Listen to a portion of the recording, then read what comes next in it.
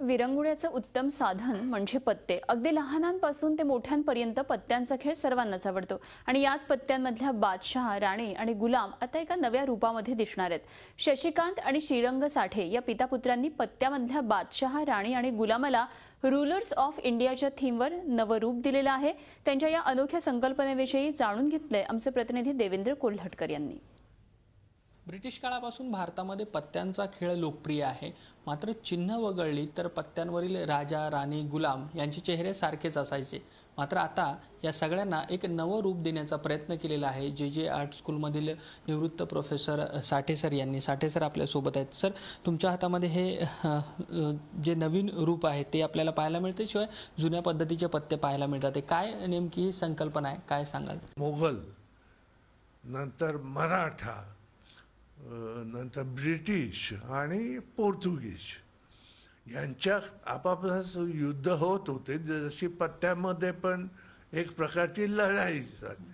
मग विचार केला की चार राजे मोगल, एक राजा मोगल, एक मराठा, एक ब्रिटिश आणि एक पोर्तुगीज. आणि असं हा विचार एकदा पक्का झाला, मग पुढचं काम जरा पुष्कळसं सोपं झालं. साठे सरांचे चिरंजीव माझ्यासोबत आहेत. त्यांनी हे जे नवा चेहरा जो आहे तो या सगळ्या पत्त्यांना दिलेला आहे. त्यांच्याशी आपण बोलूया. काय नेमकं याचं वैशिष्ट्य तुम्ही सांगा?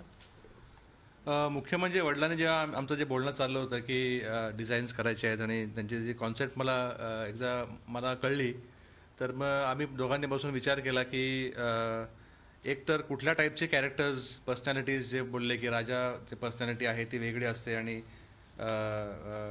गुलामाची वेगळी असते.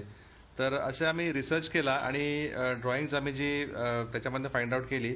तर मेन ह्याच्यामध्ये आम्हाला एक कळलं पत्त्यांच्या डिझाईनमध्ये की दोन्ही साईडनी आपण पत्ते फिरवले तरी ते सरळच दिसतात. म्हणजे उलटं आणि सुलटं हे पत्त्यांमध्ये नाही आहे. तर हाच कॉन्सेप्ट आम्ही इकडे फॉलो करायचा विचार केला. धन्यवाद ही सगळी बातचीत केल्याबद्दल.